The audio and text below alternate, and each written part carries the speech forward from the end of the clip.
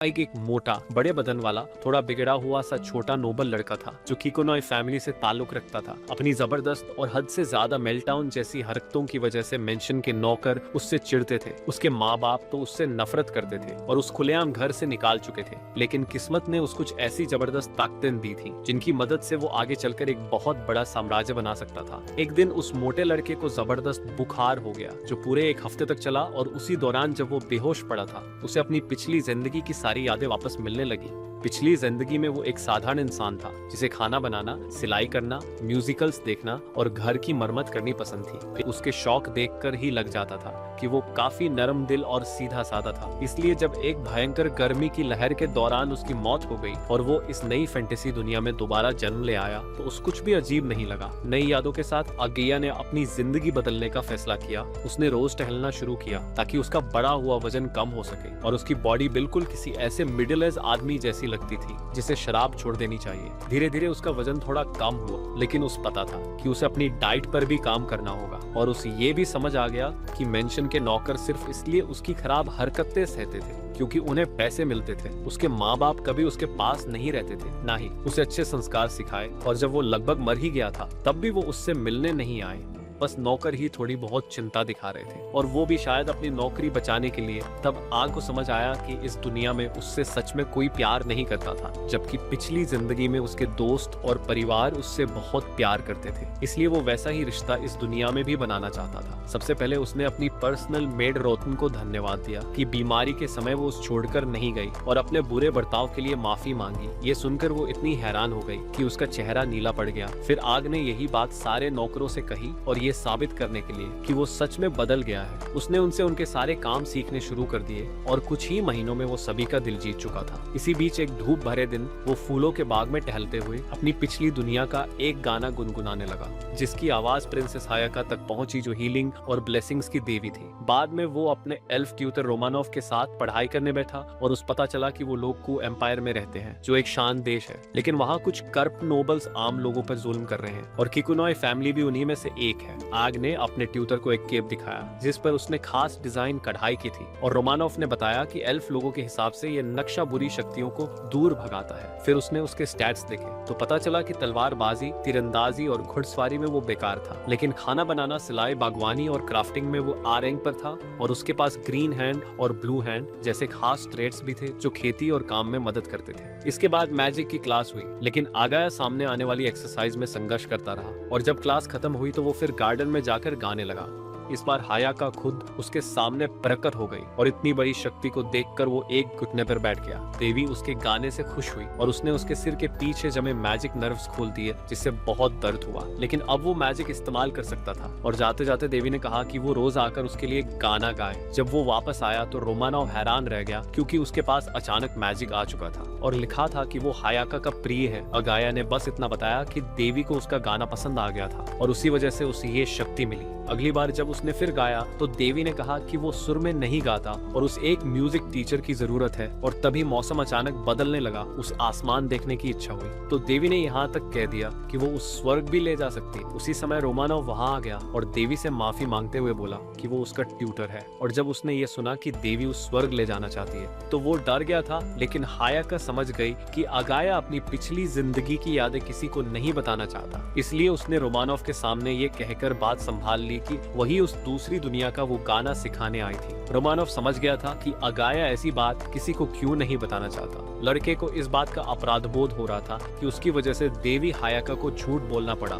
लेकिन उसने उसे भरोसा दिलाया कि सब ठीक है। फिर भी रोमानोव को उसकी बदतमीजी की कीमत चुकानी पड़ी, इसलिए हायाका ने उसे आदेश दिया कि वो सबको यही बताए कि वही उस दूसरी दुनिया का गाना सिखाने वाला है, क्योंकि एक एल्फ का देवताओं का गीत जानना कोई अजीब बात नहीं मानी जाती। उसने अगाया को अपना गाना बेहतर करने का हुक्म भी दिया और फिर वो वहाँ से चली गई। इसके बाद स्टूडेंट और ट्यूटर वापस मेंशन आए जहाँ रॉटनमियर ने उन्हें बताया कि उसके माता पिता आने वाले हैं। अगाया अपने माता पिता से मिलने को लेकर उत्साहित था क्योंकि उसे याद भी नहीं था कि वो दिखते कैसे हैं। उसने रॉटनमियर को रोमानोव से कहते हुए सुना कि उसका पिता इस परिवार में शादी करके आया था, तो उसने इसके बारे में पूछा। रोमानोव को लगा कि बेहतर होगा कि वो ये बात बाहर के झूठे लोगों से सुनने के बजाय खुद उससे सुने। हालांकि वो उसकी कम उम्र की वजह से थोड़ा हिचक रही थी और बोली कि उस सोचने का थोड़ा समय चाहिए। इसी बीच अगाया ने रोमानोव को वो कमर पर बांधने वाला पाउच दिखाया जो वो बना रहा। उसकी कारीगरी देखकर एल्फ बहुत प्रभावित हुआ और उसी मौके पर उस मैजिक के बारे में सिखाने लगा। उसने 5 तरह के मैजिक और एलिमेंटल स्पिरिट्स के बारे में बताया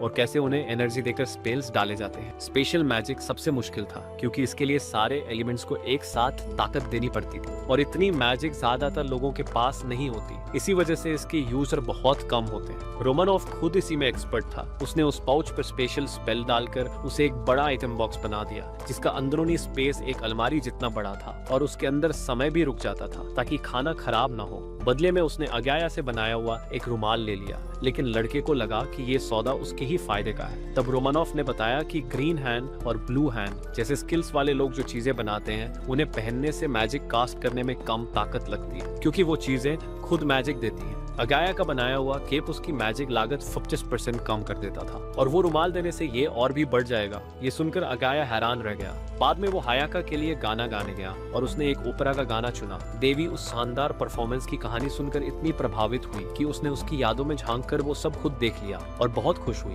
शुक्रिया के तौर पर उसने उसे एक बहुत बड़ा आड़ू दिया। जब बहुत खुश हुई शुक्रिया के तौर पर उसने उसे एक बहुत बड़ा आड़ू दिया। जब वो वापस आया तो रॉटनमेयर और रोमानोव उसका इंतजार कर रहे थे क्योंकि मेड उसे उसके परिवार की सच्चाई बताना चाहती थी। उसके पिता एक गरीब नोबल परिवार से थे जिनकी हालत इतनी खराब थी कि कई बार खाने का भी इंतजाम नहीं हो पाता था। एक बॉल में उसकी माँ मिली और उसे उससे प्यार हो गया जबकि वो पहले से ही किसी और से सगाई कर चुका था। लेकिन उसकी माँ ने इतना दबाव डाला कि वो सगाई टूट गई क्योंकि कोई भी किकुनोए फैमिली का दुश्मन नहीं बनना चाहता था। दोनों की शादी हुई और अगले साल वो प्रेग्नेंट हो गई। कानून के मुताबिक अगर किसी नोबल कपल का बेटा पैदा हो जाए तो वो अलग नहीं हो सकते। उसके पिता ने इसी का फायदा उठाया और अपनी पुरानी मंगेतर को साइड पीस बना लिया। वो किसी दूसरे मेंशन में रहने लगा और उसकी माँ की तरफ कभी ध्यान नहीं दिया। अब वो साइड पीस मर चुकी थी और उसका 3 साल का बेटा रेगुलस बचा था जिसे अब यही रहने लाया जा रहा था। अगाया डर गया कि कहीं उसका पिता उसे बाहर ना निकाल दे, लेकिन रोमानोव ने उसे समझाया कि साइड पीस के बच्चे को कभी भी असली वारिस नहीं माना जा सकता और ऐसा करने पर उसका पिता समाज में शर्मिंदा हो जाएगा। असली वजह ये थी कि वो चाहता था कि रेगुलस उससे पढ़ाई करे। ये सब सुनने के बाद अगाया को थोड़ा अजीब लगा, लेकिन बड़े भाई होने के नाते उसे लगा कि उसे रेगुलस का ध्यान रखना चाहिए। वो समझ गया कि उसका पिता उससे प्यार क्यों नहीं करता, लेकिन उसकी माँ का बर्ताव उसे दुखी कर गया क्योंकि उसे जन्म देते वक्त बहुत तकलीफ हुई थी और वो उससे नफरत करने लगी थी। जब वो लोग पहुंचे तो पूरे मेंशन में हलचल मच गई। अगाया पहले हायाका के लिए गाना गाने गया, लेकिन देवी उसका दुख समझ गई और उसे वापस भेज दिया। उसकी माँ सबसे पहले अपने नौकर सेबास्टियन के साथ आई और उसने चीखकर कहा कि इस लड़के को उसकी आंखों से दूर ले जाओ क्योंकि वो उस घिनौना लगता है। ये सुनकर अगाया का दिल पूरी तरह टूट गया। सेबास्टियन ने भी रॉटन से कहा कि इस बच्चे को यहाँ से हटा दो, लेकिन नन ने उसे चेतावनी दी कि ये अभी भी किकुनोए परिवार का वारिस है। रोमानोव ने उसका मन हल्का करने के लिए पढ़ाई का सुझाव दिया। जैसे ही वो ऊपर जा रहे थे उसके पिता रेगुलस को गोद में लेकर आए और अगाया को एक सख्त नजर से देखा। वो सिर्फ रेगुलस की पढ़ाई के बारे में बात करना चाहता था और बोला कि अगाया को पढ़ाना समय की बर्बादी है। अब तक लड़का पूरी तरह सुन्न हो चुका था, इसलिए वो चुपचाप अकेला पढ़ने चला गया और रास्ते में रॉटनमेयर से टकरा गया और समझ आया कि उसे अपने माता पिता के चेहरे इसलिए याद नहीं क्योंकि उन्होंने उससे कभी बात ही नहीं की थी। ये सब पहले से पता होने के बावजूद महसूस करना बहुत दर्दनाक था। उसने खुद को संभाला और चेहरा धोने चला गया। लौटते समय उसने रेगुलस को सीढ़ियों के ऊपर खेलते देखा और छिपकर उस देखने लगा। तभी उसने देखा कि सेबास्टियन ने उस धक्का दे दिया। बिना सोचे अगाया दौड़ा और उसे पकड़ लिया और खुद उसकी ढाल बन गया। दोनों की आंखें मिली और अगाया को एक ऐसा भविष्य दिखा जिसमें रेगुलस उसे अपना भाई मानने से इनकार करके उसे खत्म कर देता है। अगली बार जब उसकी आंख खुली तो वो बिस्तर पर पड़ा था और उसका शरीर दर्द कर रहा था। एलिस उसे देखकर माफी मांग रही थी कि वो रेगुलस पर नजर नहीं रख पाई और रॉटनमेयर ने उसे डांटा क्योंकि वो उसकी देखभाल करने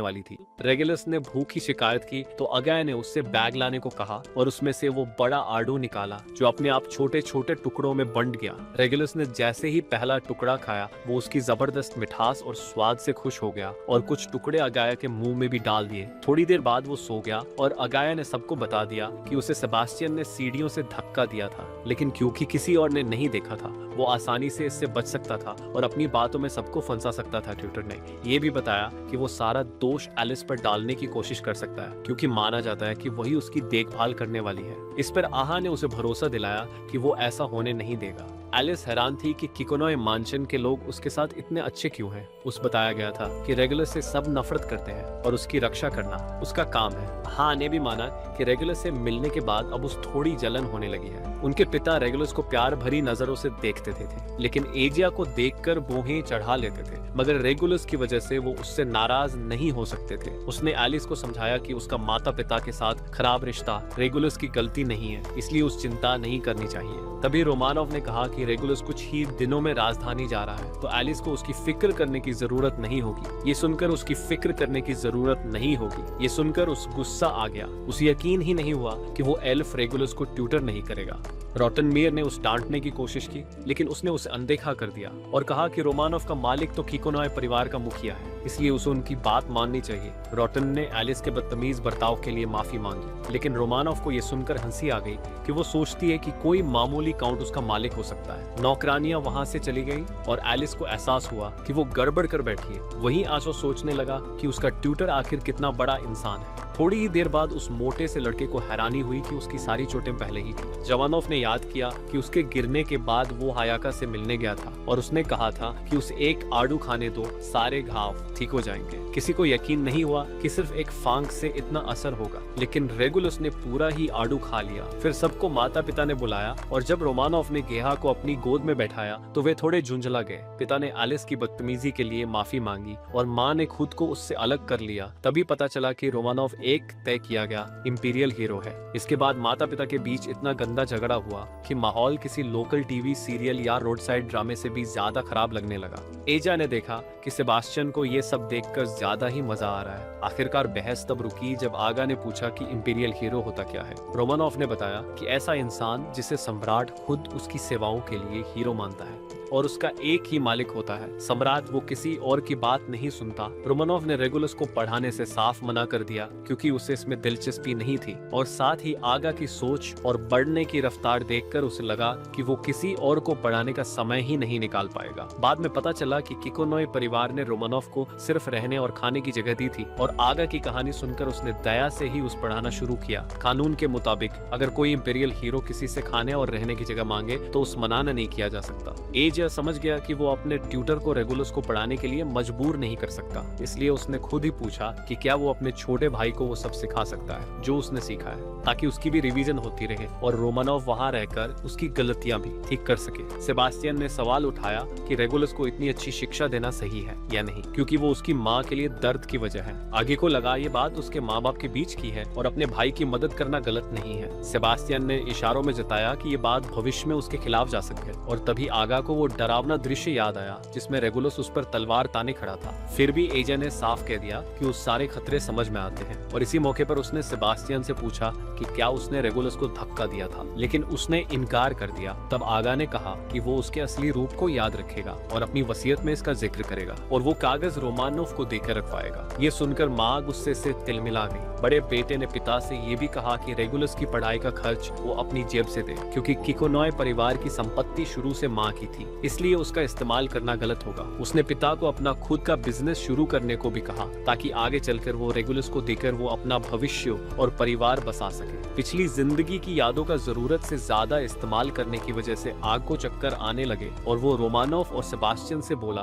कि माता पिता जो भी फैसला ले उस लिखित में दर्ज करे ताकि वो कानून के मुताबिक मान्य हो। इसके बाद वो बेहोश हो गया और पूरे एक दिन बुखार में पड़ा रहा। ठीक होते ही वो रेगुलस के साथ हायाका से मिलने गया और परिचय के बाद उसने देवी का शुक्रिया अदा किया कि उस साथ आने का मौका मिला। उसने जमीन पर एक कपड़ा बिछाया ताकि सब आराम से बैठ सके। तभी हायाका की नजर उसके कागज के बने सारस पर पड़ी और उसने इसके बारे में पूछा तो एजा ने उसे बनाकर दिखाने का फैसला किया। वो इतना खुश हो गई कि उस तोहफे में लेना चाहा, लेकिन लड़के ने मना कर दिया क्योंकि वो साधारण कागज से बना था और जल्दी खराब हो जाता। उसने कहा कि काश उसके पास थोड़ा मोटा और डिजाइन वाला कागज होता। हायाका ने मुस्कुराकर कहा कि उस 3 दिन का समय दे और फिर वो वहाँ से चली गई। इसी बीच एलिस को एक परफेक्ट किकोनोई नौकरानी बनने की ट्रेनिंग दी जा रही थी और लड़के किचन में जाकर हेड शेफ मॉरिस से सीखने लगे। आहो ने सोचा कि वो अपनी पिछली जिंदगी में बनाई हुई एक नॉट स्वीट पुडिंग, नमकीन सी हल्की मिठाई यहाँ बनाकर देखेगा। नई दुनिया की संस्कृति एजा के लिए अजीब थी, लेकिन यहाँ का खाना काफी हद तक वैसा ही था जैसा वो पहले खाता आया था। इसलिए उसने खुद खाना बनाना सीखना शुरू किया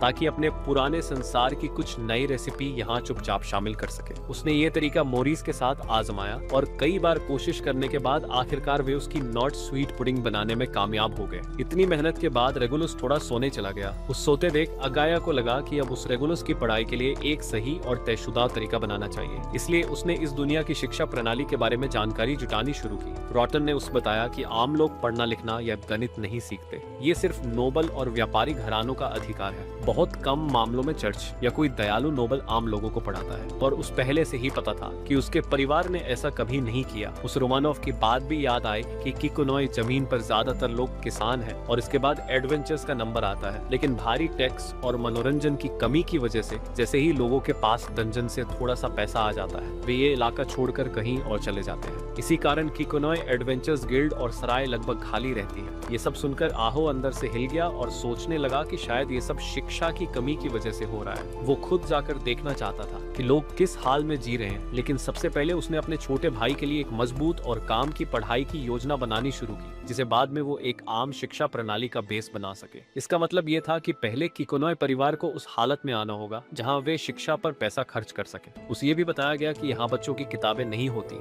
क्योंकि आमतौर पर ट्यूटर खुद ही पढ़ाने का सामान तैयार करता है। नौकरानी ने बताया कि रोमानोव ने उसके लिए ऐसी किताबें इसलिए नहीं बनाई क्योंकि वो पहले से ही पढ़ना और लिखना जानता था, इसलिए उसे लगा कि बेकार की मेहनत है। उसके बजाय उसने एजिया की मैजिक को बेहतर बनाने और उस दुनिया के बारे में सिखाने पर ध्यान दिया। अब एजिया को समझ आ गया कि उस रोमानोव इतना दिलचस्प इंसान क्यों लगता है। उस मोटे लड़के को खुद लगने लगा कि जैसे वो धोखा कर रहा हो क्योंकि उसके पास पिछली जिंदगी की यादें थी। फिर भी उसने अपनी क्रिएटिव स्किल्स का इस्तेमाल करके रेगुलस के लिए एक इंटरेक्टिव किताब बनाई जिसे छोटा लिका बहुत पसंद करने लगा और वो एलिस के साथ मिलकर उस पढ़ने लगा। रोमानोव को भी उसकी आम लोगों को शिक्षित करने की योजना के बारे में पता चल गया। तो एजिया ने बताया कि वो चाहता है कि बॉर्डर्स के अंदर ज्यादा टैलेंटेड लोग तैयार हो जिससे भविष्य में इलाके का विकास हो सके। उस एल्फ ने भी इसे एक अच्छा निवेश माना क्योंकि इससे आगे चलकर गाया के पास ज्यादा काबिल लोग होंगे जब वो इस जमीन का लॉर्ड बनेगा। हालांकि एजिया ने अपने ट्यूटर को भरोसा दिलाया कि वो ऐसा कुछ सोचकर ये नहीं कर रहा, जबकि अंदर ही अंदर उसे लगता था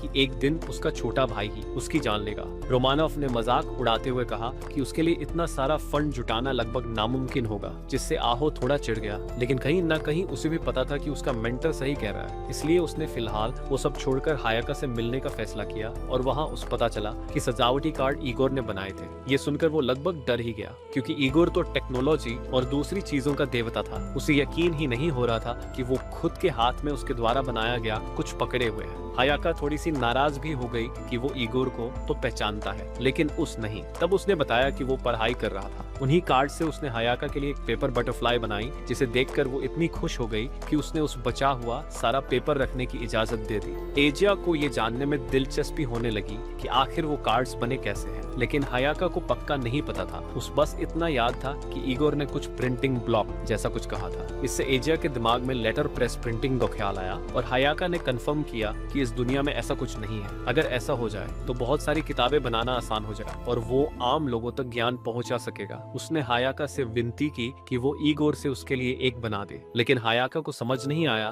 कि इससे उस क्या फायदा होगा। तब उसने समझाया कि इससे वो ओपेरा फिर से बना सकेगा जो उसने उसकी यादों में देखा था। कलाकार उसके लिखे हुए स्क्रिप्ट और गाने पढ़ पाएंगे जिससे वे परफॉर्मेंस सही तरीके से कर सकेंगे। दर्शक भी सब समझेंगे, शो को पसंद करेंगे और उस देखने के लिए पैसे देंगे, जिससे किकोनोई जमीन पर एंटरटेनमेंट इंडस्ट्री खड़ी होगी और इकोनॉमी भी मजबूत होगी। ये सुनकर हायाका अब दिलचस्पी लेने लगी, लेकिन ज्यादा पुरानी यादों में डूबने की वजह से आगा फिर से बेहोश हो गया। जब वो दोबारा होश में आया तो वो अपने बिस्तर पर था और रेगुलस उस ठीक देखकर राहत में रोने लगा। उसी वक्त एलिस कमरे में आए और एजा को जागा हुआ देखकर चौंक गई। नौकरानी ने उसे बताया कि उसके बेहोश होने के बाद रोमानोव ही उस ढूंढकर वापस घर लाया था और रेगुलस बहुत घबराया हुआ उसके पास भागा था। एजिया अपने छोटे भाई का शुक्रगुजार था कि उसने समय पर मदद लाई। एलिस ने सुना था कि आगाया रात भर रेगुलस के लिए किताबें बनाता रहा और उसे समझ नहीं आया कि वो अपने ब्लॉन्ड छोटे भाई के लिए खुद को इतना क्यों थका रहा है। उसे लगा कि शायद इसी वजह से वो गिर पड़ा। तब लड़के ने उससे कह दिया कि उस सिलाई करना इतना पसंद है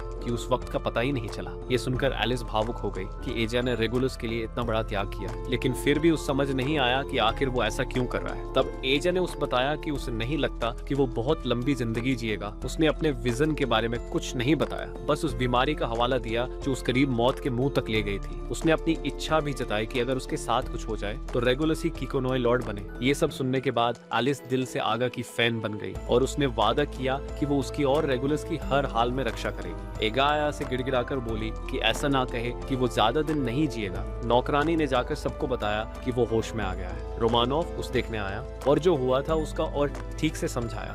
वो ये देखकर हैरान रह गया कि रेगुलस को हायाका की आत्मा के एक हिस्से ने सही रास्ता दिखाया था। देवी ने बताया कि जानलेवा बीमारी से बचने के बाद आहो बार बार बेहोश हो सकता है क्योंकि उसकी आत्मा और शरीर के बीच का रिश्ता कमजोर हो गया है। उसने वादा किया कि वो उसकी हालत की और गहराई से जांच करेगी। हायाका ने उस ताकत वापस पाने और जादू सीखने के लिए 7 दिन का आराम भी दिया। उसने ये भी कहा कि वो रेगुलस के लिए लोरी गाए और उस तलवार की प्रैक्टिस शुरू करवाए। रोमानोव ने बताया कि देवी को रेगुलस में एक खास टैलेंट नजर आया है जिसे सही तरह से तराशा जाए तो वो एक हीरो बन सकता है। बिना डरे उसकी खुली दिव्य ऊर्जा के सामने खड़ा रहना बहुत बड़ी बात थी। एजा अपने भाई को लेकर बहुत खुश और उसे एक बढ़िया लॉर्ड बनाना चाहता था। रोमानोव ने यह भी बताया कि हायाका आमतौर पर इंसानों के सामने प्रकट नहीं होती, तो उसका ऐसा करना इस बात का सबूत है कि उसमें काफी संभावना नजर आई है। उसने यहाँ तक कह दिया कि उसकी सिंगिंग टैलेंट 100 या 200 साल में एक बार देखने को मिलती है। आहा को लगा कि शायद उसको सिर्फ इसलिए पसंद आई क्योंकि वो किसी और दुनिया के गाने गा रहा था।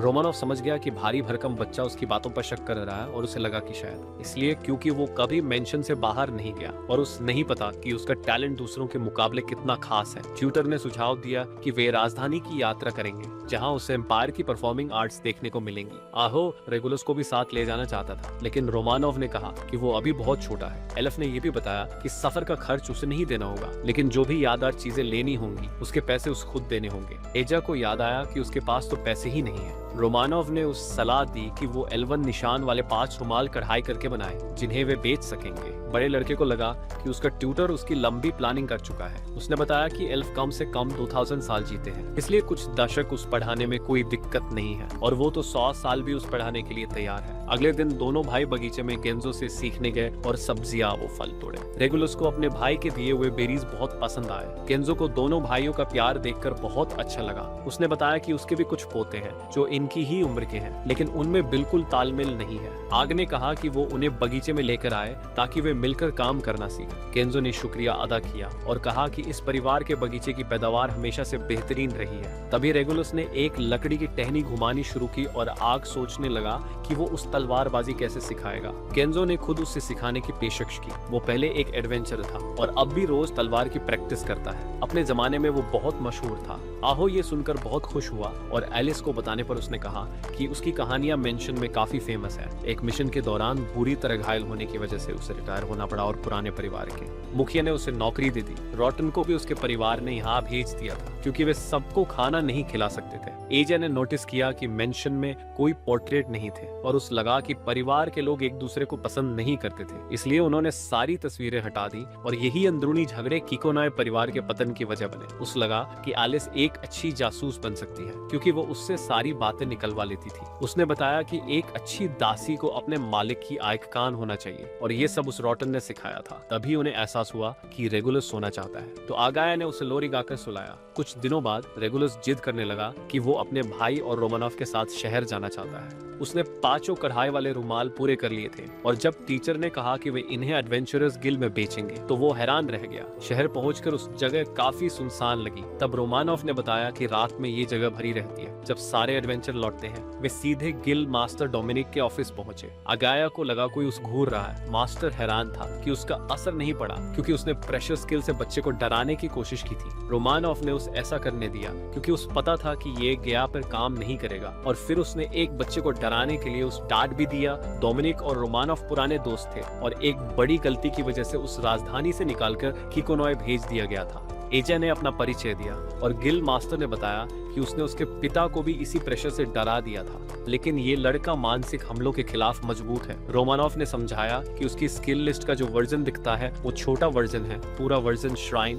और एडवेंचरर्स गिल्ड के खास टूल से दिखता है, और जिनके पास अप्रेजल स्किल होती है वे भी उस देख सकते हैं। फिर रोमानॉफ ने रुमाल दिखाए और कहा कि ये जादू की ताकत को दोगुना कर सकते हैं, लेकिन डोमिनिक ने अच्छे से देखकर कहा कि ये तो जादू को 4 गुना तक बढ़ा देते हैं। उसका भरोसा ही नहीं हो रहा था कि इतनी बढ़िया कढ़ाई किसी सस्ते कपड़े पर की गई है, और वो जानना चाहता था कि ये किस मास्टर कारीगर ने बनाई है। तब उस एल्फ ने बताया कि ये सब एजा ने खुद बनाया है, और उस शक हो गया कि इस लड़के ने किसी तरह एक नई स्किल भी हासिल कर ली है। एजा ने वादा किया कि उस खुद भी नहीं पता था कि ऐसा हो जाएगा। डोमिनिक को यकीन करना मुश्किल लग रहा था कि इतना छोटा बच्चा ऐसा कमाल कर सकता है। तब लड़के ने अपना स्किल स्क्रॉल खोला और उसमें 2 नई स्पेशल स्किल्स निकली, टेक्निक मास्टरी और grace of Igor. Technique mastery से हाथों की स्किल, खासकर नीली और हरी हैंड स्किल्स बहुत ज्यादा मजबूत हो जाती थी, और ये सिर्फ असली मास्टर्स के पास ही होती है। गिल बॉस ने एजा को अपने सामने एक बेल की कढ़ाई करने को कहा और उसने बिल्कुल परफेक्ट बना दी। डोमिनिक ने खुद देखकर कंफर्म किया कि इसका असर वही है जैसा बताया गया था। फिर उसने एक रुमाल के बदले 2 गोल्ड कॉइन देने का ऑफर किया, जिसे सुनकर एजा हैरान रह गया। गिल्ड मास्टर ने उसे एक उदाहरण देकर समझाया कि ये जादू की ताकत कितनी बढ़ा देता है। अगर कोई आम तौर पर सिर्फ एक फायरबॉल चला पाता है, तो इस रुमाल की मदद से वो 4 फायरबॉल चला पाएगा। यही बात बाकी सारी मैजिक वाली चीजों पर भी लागू होती है। उसने ये भी बताया कि आमतौर पर ऐसे बूस्ट आइटम बनाने के लिए खास मटेरियल और महारत चाहिए होती है, और अगर एजा वही खास चीजें इस्तेमाल करता तो वो और भी ज्यादा पैसे देता। वे मटेरियल्स लड़का एडवेंचर्स को भेजकर मंगवा सकता था। एजा के दिमाग में से एक बिजनेस बनाने का आइडिया आया, लेकिन ये स्किल स्पेसिफिक था, इसलिए बड़े पैमाने पर करना मुश्किल था। उसने डोमिनिक को बताया कि वो लोगों को सिखाकर उन्हें अपने पैरों पर खड़ा करना चाहता है, ताकि वो अपने छोटे भाई की देखभाल भी कर सके, और चाहता है कि एडवेंचर्स जब शहर आए तो ज्यादा पैसे यहीं खर्च करें। तब डोमिनिक ने सुझाव दिया कि वे उनके प्रांत का कोई खास और स्वादिष्ट खाना तैयार करें, जिससे लोग बार बार यहाँ आना चाहें। उसने ये भी कहा कि कम से कम एक डिश प्रोटीन से भरपूर होनी चाहिए, ताकि एडवेंचर्स को मॉन्स्टर्स से लड़ने की ताकत मिले। एजा को लगा कि टोंकात्सु इसके लिए परफेक्ट रहेगा, और वो तुरंत बनाना शुरू करने को तैयार हो गया। वे फ्योर के पास गए, जो एक शेफ और इनकीपर था। उसके पास सारे जरूरी सामान थे। उम्र देखकर वो बच्चे की काबिलियत पर शक कर रहा था, लेकिन जैसे ही उसने उसकी चाकू चलाने की स्पीड और कुकिंग टेक्निक देखी और टोंकात्सु बनते देखा, उसका शक पूरी तरह खत्म हो गया। सबने खाना चखा और बहुत पसंद किया। फ्योर ने आगा के सामने झुककर उस आगे से अपना टीचर मान लिया। बड़े लड़के ने उससे कहा कि ये रेसिपी दूसरे दुकानदारों के साथ भी शेयर करें। वे वापस गिल लौटे और डोमिनिक ने रुमाल के पैसे दे दिए। साथ में रेसिपी शेयर करने के लिए उसने आगाया को एक टिप भी दी। जब टीचर और स्टूडेंट घर लौटे तो देखा कि सारी दासियां पूरी तरह थकी हुई हैं, क्योंकि रेगुलस पूरे घर में भाग भाग कर सबको परेशान किए हुए था कि उसका बड़ा भाई कहाँ चला गया। वो सिर्फ तब शांत होता था जब उसकी तलवारबाजी की ट्रेनिंग होती थी। घर का हाल जानने के बाद आगा पॉरिस को बताने गया कि उसने एडवेंचर गिल्ड के साथ रेसिपी शेयर की है। कुछ दिन बाद वो और रोमानॉफ राजधानी के लिए निकले, और ट्यूटर ने टेलीपोर्टेशन मैजिक से उन्हें पल भर में वहां पहुंचा दिया। वे एक स्टडी रूम में पहुंचे और सबसे पहले आगा ने देखा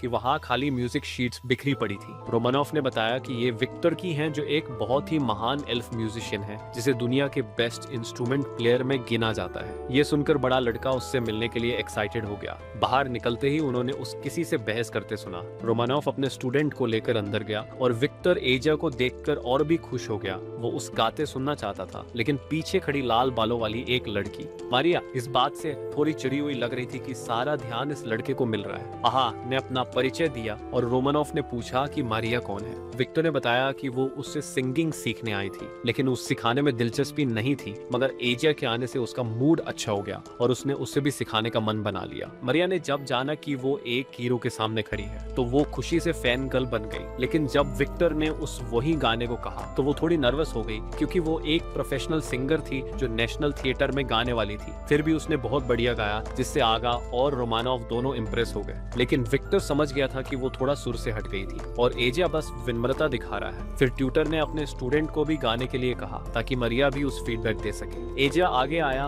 और उसने अपनी पिछली जिंदगी का एक गाना गाया, जिसे सुनकर विक्टर और मारिया दोनों मंत्रमुग्ध हो गए। मारिया इतनी इम्प्रेस इम्प्रेस हुई कि उसने उस नेशनल थिएटर में अपनी परफॉर्मेंस देखने का न्योता दे दिया। उसका स्वभाव बदलता देख विक्टर ने भी फैसला किया कि वो उसके परफॉर्मेंस डे तक उस ट्रेन करेगा। उसके जाने के बाद असली बात शुरू हुई। विक्टर 2 महीने बाद एजा की सिंगिंग क्लास शुरू करने के लिए तैयार था और उस फीस नहीं चाहिए थी। बस इतना चाहता था कि हायाका से इजाजत मिल जाए ताकि वो दूसरे वर्ल्ड के गाने लिखकर और परफॉर्म कर सके। वो सिर्फ एक बार सुनकर ही वो गाना बजाना सीख गया था जो एजा ने गाया था। एजा को पूरा भरोसा था कि प्रिंसेस इसकी इजाजत दे देगी। फिर वे तीनों मार्केट गए जहाँ लड़के ने कुछ मसाले खरीदे ताकि घर जाकर करी बना सके। कुछ वैसे ही जैसे हमारे यहाँ गरम मसाला डालकर शानदार ग्रेवी तैयार की जाती है। रास्ते में वे देवी देवताओं के मंदिर भी गए जहाँ उनकी मूर्तियाँ उन लोगों की बताई हुई शक्ल पर बनाई गई थी जिन्होंने उन्हें देखा था। लेकिन एक स्वर्गीय प्राणी ह्योरिन की मूर्ति बिल्कुल फीकी और बिना डिटेल के थी क्योंकि वो मौत और पुनर्जन्म से जुड़ा था और जो लोग उस देखते थे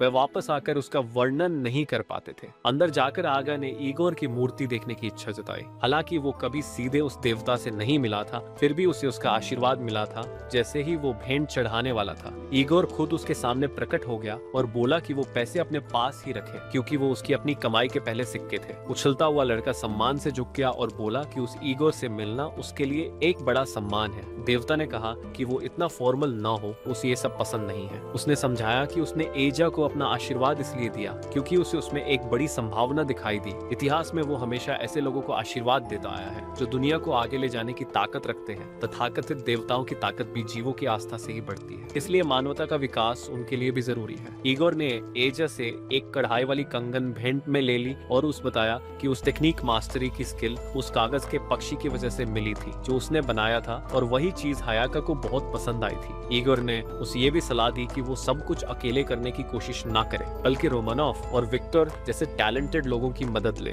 ताकि उसका सपना पूरा हो सके। ईगोर के जाने के बाद दोनों एल्व्स ने माना कि उन्होंने ये सब अपनी आंखों से देखा था और विक्टर ने बताया कि ये उसकी जिंदगी का पहला मौका था जब उसने किसी देवता से मुलाकात की। उसने आगा को म्यूजिक स्कूल शुरू करने की बात करते हुए सुन लिया था ताकि वो आगे चलकर एक म्यूजिकल बना सके और ये बात सुनकर वो उसकी मदद के लिए पूरी तरह तैयार हो गया। इसके बाद स्टूडेंट और ट्यूटर घर लौट आए। आहा ने विक्टर से वादा किया कि वो मरिया के कॉन्सर्ट के टाइम फिर से राजधानी आएगा। लड़के ने हवेली के सब लोगों के लिए राजधानी के मशहूर बिस्किट तोहफे में लाए और जो मसाले वो लाया था वो मॉरिस को दिए। हेड शेफ ये देखकर हैरान रह गया क्योंकि उसने ऐसे मसाले पहले कभी नहीं देखे थे। सब मिलकर खुश हो गए कि अब वे इनसे चावल के साथ करी बनाएंगे और ये उनका स्पेशल डिश बनेगा, कुछ वैसे ही जैसे हमारे यहाँ घर में खास मसाले डालकर बनाई जाने वाली करी होती है। इसके बाद एजा रेगुलस की ट्रेनिंग देखने गया। उस डर था कि कहीं उसका छोटा भाई गेंजो की ट्रेनिंग में घायल न हो जाए क्योंकि वो उस काफी जोर से उछाल रहा था। लेकिन रेगुलस हार मानने को तैयार नहीं था। अचानक उसने इतना जोरदार वार किया कि गेंसो को रास्ता बदलना पड़ा और जमीन तक टूट गई। इसके बाद रेगुलस रोने लगा क्योंकि उसके हाथ में बहुत दर्द हो गया और ये देखकर एजा हैरान रह गया। थोड़ी देर आराम के बाद एजा ने अपने और अपने भाई के लिए हेयर पिन्स बनाए। अगली बार जब वे हायाका से मिलने गए तो उसने उन हेयर पिन्स में काफी दिलचस्पी दिखाई, लेकिन जब आगा ने उस तुरंत देने से मना कर दिया तो वो थोड़ा नाराज हो गई। उसने समझाया कि वो उसके लिए एक और भी खास हेयर पिन बनाना चाहता है, इसलिए उस थोड़ा इंतजार करना चाहिए। ये सुनकर उसका गुस्सा शांत हो गया और उसने उसे अपना लूम दे दिया ताकि वो उससे और अच्छी चीज बना सके। वो स्वर्ग की फैशन आइकन थी और हमेशा सबसे आगे रहना चाहती थी। एजा ने विक्टर के लिए म्यूजिक इस्तेमाल करने की इजाजत मांगी और हायाका ने हाँ कर दी क्योंकि इससे म्यूजिकल बनाने में मदद मिलेगी। फिर उसने बात बदलते हुए अगाया की बीमारी का जिक्र किया। उसने ह्योरन से पूछा और उसने बताया कि उस सोल सेपरेशन डिजीज है, इसका कोई इलाज नहीं था और इसे बढ़ने से रोकने का बस एक ही तरीका था कि वो अपनी मैजिक नसों को ट्रेन करे जिससे शरीर और आत्मा का रिश्ता मजबूत बना रहे। हायाका ने बताया कि जब वो गाते समय अपनी मैजिक नसों पर फोकस करता है तो वो यही प्रक्रिया पहले से कर रहा है। वो चाहती थी कि वो बेहतर हो जाए ताकि वे दोनों साथ बैठकर म्यूजिकल देख सकें। एजे ने कहा कि शायद ये उसकी लाइफ में पूरा नहीं हो पाए लेकिन वो अपनी तरफ से पूरी कोशिश करेगा। हायाका ने वादा किया कि अगर वो मर भी गया तो वो उसकी आत्मा को संभाल कर रखेगी जब तक इंसान म्यूजिकल बनाना न सीख ले ताकि वे एक दिन साथ में देख सके। उसने रेगुलस को खाने के लिए एक साज पीच भी दी और एजे ने वहाँ एक गाना गाकर अपनी मुलाकात खत्म की। उसी साज पीच से उन्होंने एक ठंडी ठंडी शोरबे बनाई, बिल्कुल जैसे गर्मी में कुल्फी खाकर राहत मिलती है। घर पहुंचकर आगा ने सबको ये शोरबे दी। एलिस ने सबसे आखिर में खाई और उसे बहुत पसंद आई, लेकिन जब उसे पता चला कि ये साज पीच से बनी है तो वो डर के मारे लगभग बेहोश ही हो गई, जैसा रिएक्शन पहले रोमानोव का भी हुआ था। मोटे से लड़के ने थोड़ी सी शोरबे बचाकर रख ली ताकि अगली बार राजधानी जाकर विक्टर और मारिया को भी दे सके। इसके बाद वो हायाका के लिए खास हेयर पिन बनाने में लग गया और जब बन गया तो दोनों भाई उस लेकर उसके पास गए। वो उसे देखकर बहुत खुई। उसकी नजर एजा के बैग में रखे एक छोटे हेयर पिन पर भी पड़ी। उसने पूछा तो एजा ने बताया कि वो मारिया के लिए है, जो उसने एक्स्ट्रा कपड़े से बनाया था।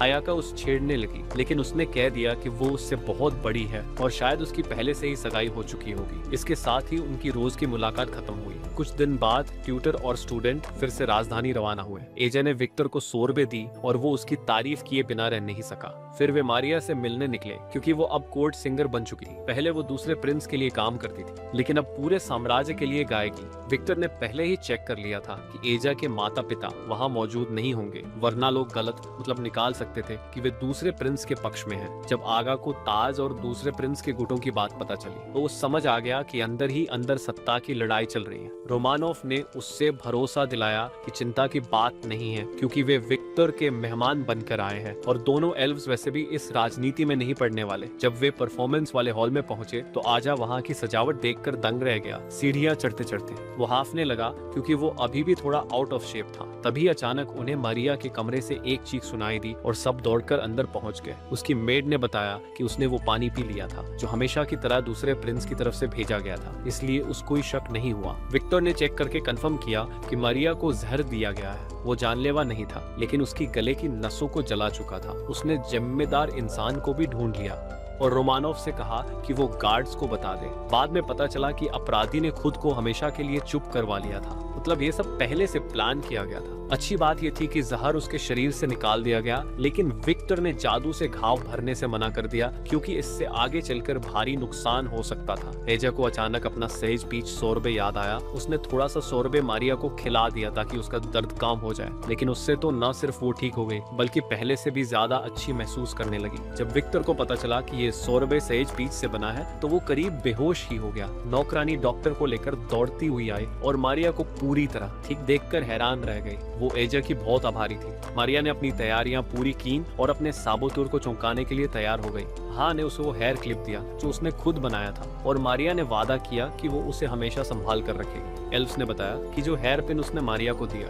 वो जादू की ताकत बढ़ाता है और उसे हर तरह के बैड इफेक्ट से बचाता है। वो लोग अपनी सीट्स की तरफ बढ़े और सबकी बातें सुन रहे थे कि मारिया को जहर दिया गया था। इतनी जल्दी ये बात फैल जाना साफ दिखा रहा था कि कोई जानबूझकर ये सब फैला रहा है। उन्हें डर था कि कहीं कोई फिर से कुछ न कर दे, लेकिन मारिया ने स्टेज पर आकर बिना किसी परेशानी के एकदम परफेक्ट परफॉर्मेंस दी। अब वो पूरे एम्पायर की सबसे बड़ी सिंगर बन चुकी थी। शो के बाद उसका कमरा तारीफ करने वाले नोबल्स से भर गया, इसलिए एजा ने उसे डिस्टर्ब नहीं किया और उसके लिए एक लेटर लिखकर छोड़ दिया। उसने विक्टर को भी बताया कि गॉडेस ने उस दूसरे दुनिया के गानों पर म्यूजिक लिखने की परमिशन दे दी है ताकि उन्हें परफॉर्म किया जा सके। ये सुनकर विक्टर बहुत खुश हुआ। स्टूडेंट और टीचर दोनों ने अपनी ये यात्रा यहीं खत्म की, लेकिन उन्होंने बहुत कुछ सीखा और जमकर मजा भी किया। इसके बाद एजा फिर से हायाका से मिलने जाने लगा। हायाका ने उसे डांटा क्योंकि वो बहुत थका हुआ लग रहा था। तब उसने बताया कि वो रेगुलस को सोते समय परेशान नहीं करना चाहता था। फिर हायाका ने मारिया और हेयर पिन के बारे में पूछा। एजा ने उस पॉइजनिंग और साज पीच शोरबे के बारे में बताया।